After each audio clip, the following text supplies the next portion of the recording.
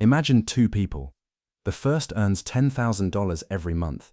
The second earns only half as much. Who is richer? The answer seems obvious, but then both of them lose their income tomorrow. The first person cannot survive for even 1 month without borrowing money. The second could live comfortably for more than 2 years. So who is richer now? This is the difference between income and wealth, and misunderstanding it is one of the biggest reasons people can earn more money every year, yet never become financially secure. A high income can make you look rich. Wealth is what allows you to remain financially strong when the money stops coming in. Today we will see how income becomes wealth, why some high earners are secretly broke, and how you can begin building real financial security. Think of income as a river. It is money flowing toward you over a period of time. Salary, business profits, rent, dividends, and interest are all forms of income. If you earn $5,000 per month, that number describes a flow. Wealth is different. Wealth is the reservoir. It is the value you have accumulated at one specific moment. Economists usually call this net worth.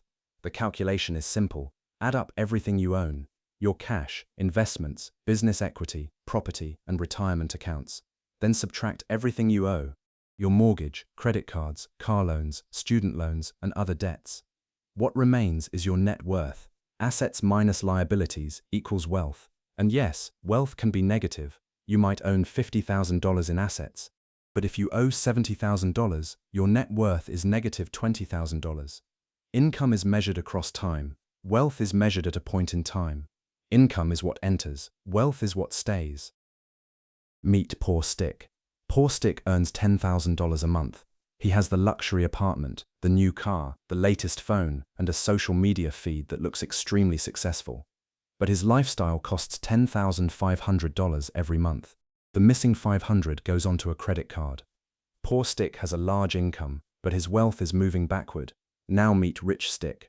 Rich Stick earns $5,000 a month. His lifestyle costs $3,750. He keeps an emergency fund, contributes to a retirement account, and regularly buys diversified investments. Rich Stick earns less, spends less than he earns, and owns assets that can grow without requiring another hour of his labor. Poor Stick looks richer today. Rich Stick is becoming wealthier for tomorrow. This does not mean that income is unimportant. Higher income makes wealth building easier because more money may be available to save and invest. But income is only raw material. If every increase in income produces an equal increase in spending, nothing is being built. A bigger river does not create a fuller reservoir if the gates are always open. So, how does income actually become wealth? Through 4 things. The first is the gap. The gap is the difference between what you earn and what you consume. No gap means no money is available to build wealth. A negative gap means debt is quietly consuming your future income. The second is ownership. Saving creates stability, but ownership creates long-term growth. When you own a business, diversified investments, or income-producing property, some of your money can work while you sleep. The third is time. Returns can begin earning returns of their own. That is compounding. For example, investing $500 every month for 20 years at a hypothetical average return of 7% a year would grow to roughly $260,000. You would contribute $120,000. The rest would come from growth. This is an illustration, not a guarantee. Investments rise and fall, while fees, taxes, and inflation matter. But the principle remains powerful. Money plus ownership plus time can produce more money. The fourth is protection. Emergency savings, suitable insurance, diversification, and manageable debt help prevent one crisis from destroying years of progress. Building wealth is not only about acceleration, it is also about avoiding financial ruin. Income is highly visible. Wealth is mostly invisible.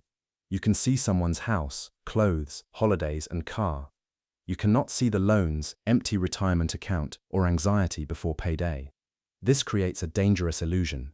People compare their private bank accounts with someone else's public lifestyle. Then lifestyle inflation begins.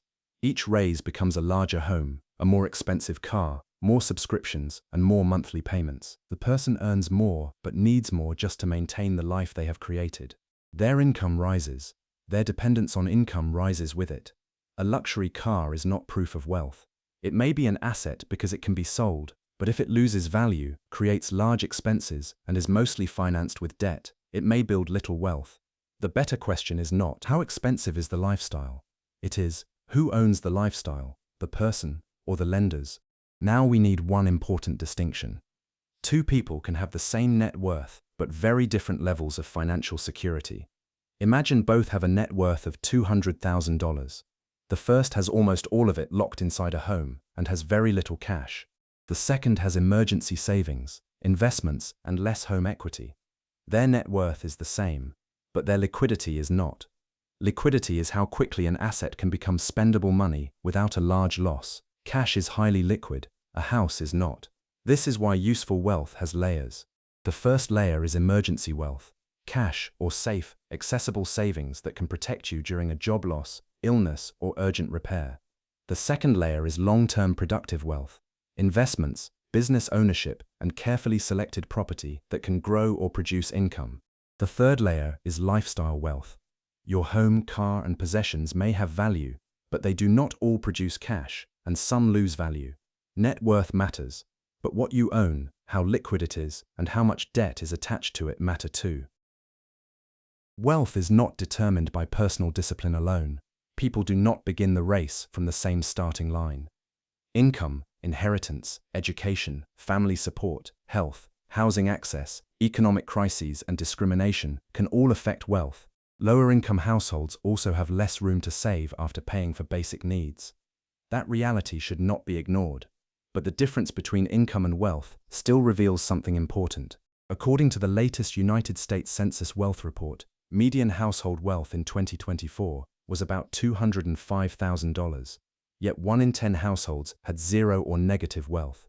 It also found median wealth of roughly $38,000 for householders under 35, compared with about $427,000 at ages 70 to 74. Age does not guarantee wealth, but the gap shows how ownership, debt reduction, and time can shape a financial life. Wealth is usually not one dramatic event. It is a long series of decisions, opportunities, setbacks, and years. So, how do you turn income into wealth? Start with 5 steps. Step 1. Calculate your net worth. List your assets. Subtract your debts. Do this every 3 or 6 months. Your salary tells you what you earn. Your net worth trend tells you whether you are actually moving forward. Step 2. Create a consistent gap. Choose a realistic percentage to save and invest before spending the rest. If the percentage is small, begin small. The habit can grow when your income grows. Step 3. Build emergency savings and attack high-interest consumer debt. Investing while expensive debt compounds against you can be like trying to fill a bucket with a hole in the bottom. Step 4.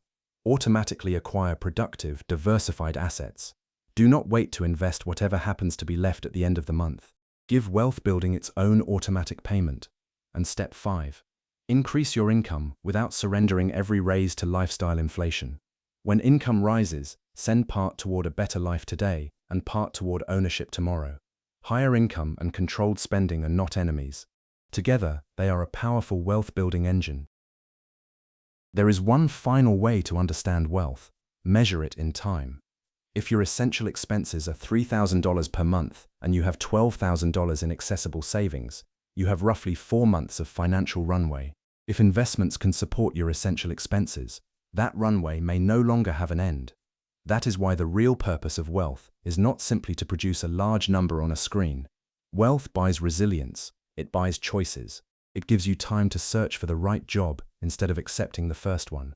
It lets you care for family, change jobs, start a business, or survive a crisis without immediate debt. Income can improve your lifestyle. Wealth can reduce your dependence. Income is the money you receive.